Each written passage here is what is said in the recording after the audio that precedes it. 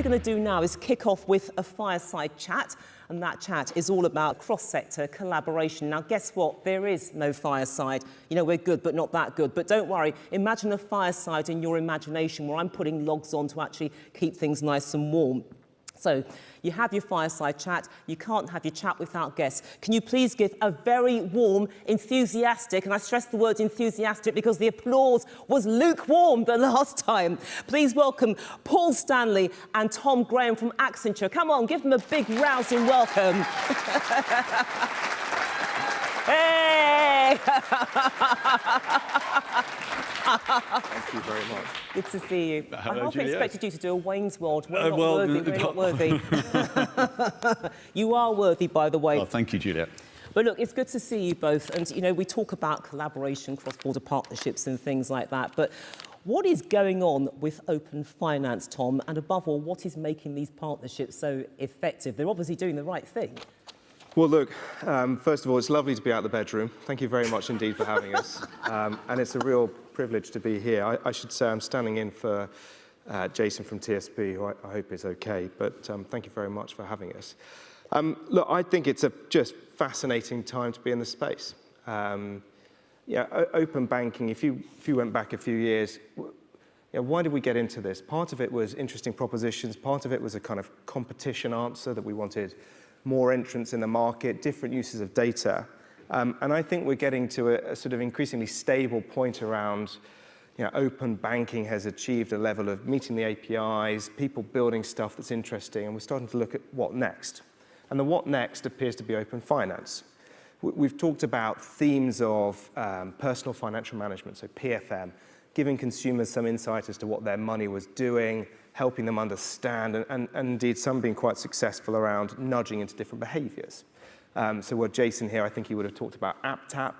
They're a great firm that came out of the Accenture FinTech Innovation Labs that help people understand their money. And there's others in that space. So John and the team at Snoop, I think, have done some really interesting things.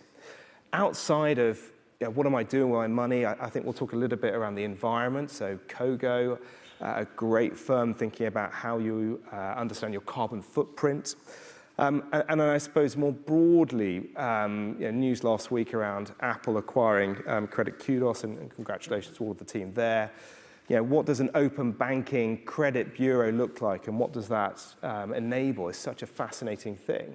And the reason I think that's fascinating is some of our traditional models, some of our traditional ways of using data have been hindered by what you could see.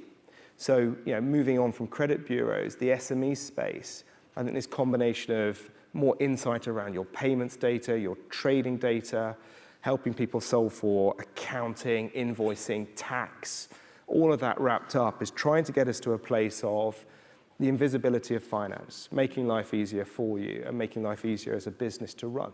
It's a great aspiration. And Paul, what are the successful examples of partnering that have taken place outside of financial services that have got you really excited? Because I guess that the lessons from that can be applied to finance itself. That's right, Julia. I mean, you touched on it this morning when you were talking about with the Revolut team about what's going on out there, and the scale of things like WeChat, Alipay, which bring all of that consumer capability together in one platform. Actually, you say it's outside finance, but actually finance is embedded and is part of all of that platform and how it's supported, how it's enabled with the capabilities that Tom outlined a moment ago. So I think that's probably the North Star that we can see that we're aiming for in the marketplace that impacts us particularly just now. And ultimately comes back to consumer authenticity. And whilst we can sit on the stage here and dream up ideal products and services for consumers, what we really need to do is understand them. How do we help them to reveal their data so that we can refine and shape and deliver products, doing that as and well. to feel comfortable doing that, which is right at the heart of open finance. So it really is up to them how they want to engage, how they want to reveal their data, but that allows that authentic product development to take place. So that's for me, if we see that super app as the North Star and how we can put that in the hand of consumers, that's how we'll really bring it together. Let's follow on from that, Tom, because you explained the importance of this benefits to financial institutions, but what about customers themselves. I mean, you put your finger on the pulse there where you said we want financial services to be invisible. Is that the end goal for you, that you just seamlessly blend in with my life, that of my parents, my friends, everybody? Well, there's a lot of banks in the room, so I don't want to be too rude to the banks here. I don't want them to be invisible. I want you to be successful and successful prosperous. and invisible. I think, without getting too personal, I was sharing with Paul a story from the shower this morning. We were talking about our changing lives. You've given too much away. Your bedroom, now the shower. Our changing lives. And what used to be part of our life was you'd go down the high street, the branch was there. It was part of the sort of journey of doing your daily weekend routine. And clearly that has changed. And the story we were talking about, and maybe ask the audience, hands up who sort of remembers Microsoft Office from, let's say, 2000. Who can remember saving documents and being anxious about losing that data? Any hands up? Sort of, yeah, quite a lot, right? Who worries about that now? Kind of no one. And the reason why is, Microsoft has moved to 365 in the cloud. Saving's not a concept that you talk about. It's just done, right? We all feel more relaxed, more assured. It's very rare that you lose that document data. It might happen, but it's pretty rare. So when I talk about the invisibility of financial services, it's not that big banks aren't important. It's not that they don't exist. It's that some of the services that previously would have had some friction or now appears to be frictionful, perhaps for some going to the branch, perhaps for others going online, that friction's gone away, that, to stretch the metaphor, that the saving is now slightly invisible and that the management of your money is easier. Now, that's not for everyone. People want help, people want advice, people want guidance, but for many cases, that will be a scenario that works and is possible. Sure. And look, Paul, I mean, another area which is rife for innovation is sustainability. Now, we touched on that in the previous session. I'm sure that some of the conversations continue during the break. But how are collaboration and new partnerships transforming the ability of banks to tackle it? Because sustainability is very important to a lot of customers, particularly young people. Yeah, and it's a huge area. So I think, if we're going to tackle it at the kind of speed that consumers want, this is something that we're going to have to collaborate on.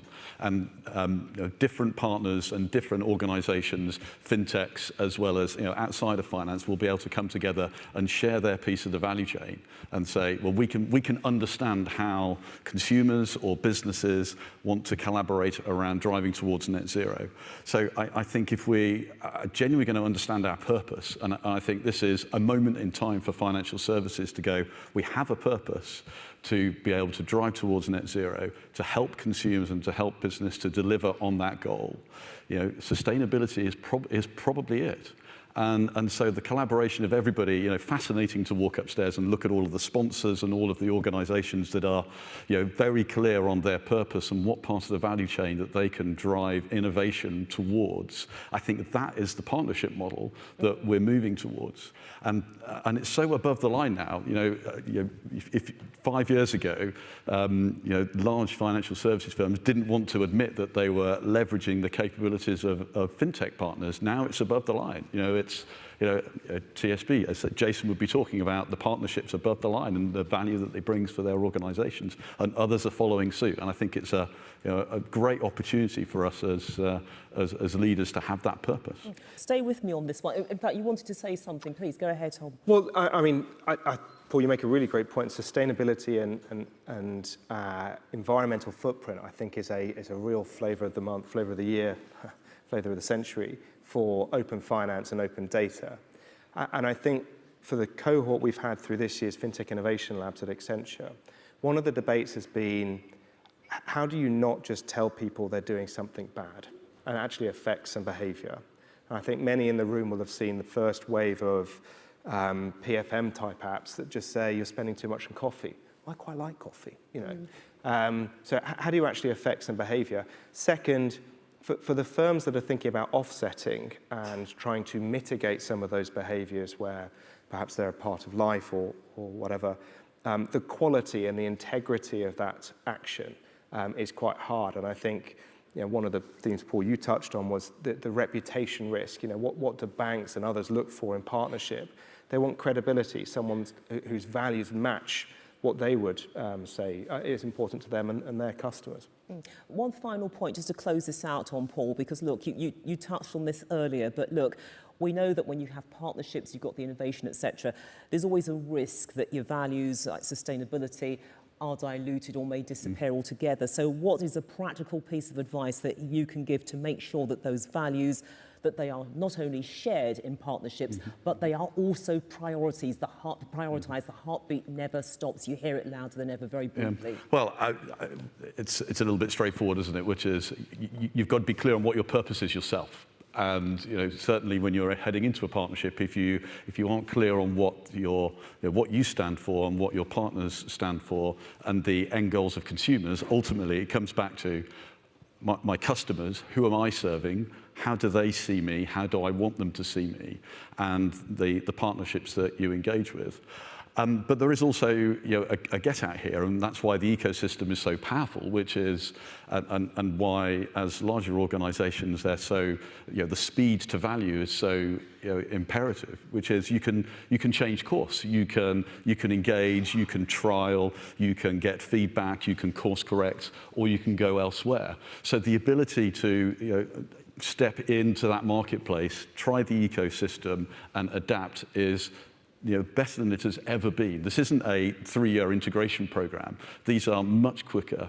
So you find out quite quickly, not only to your point, Juliette, to the values match, but ultimately, are we going to do business together and do our customers value the partnership that we've created? Because they'll tell you if they don't, and you can change. They are never backwards in coming forwards. They are exactly right. Gentlemen, we have to leave it there, but thank you so much for joining us. Tom and Paul, thank you. Thank you very much.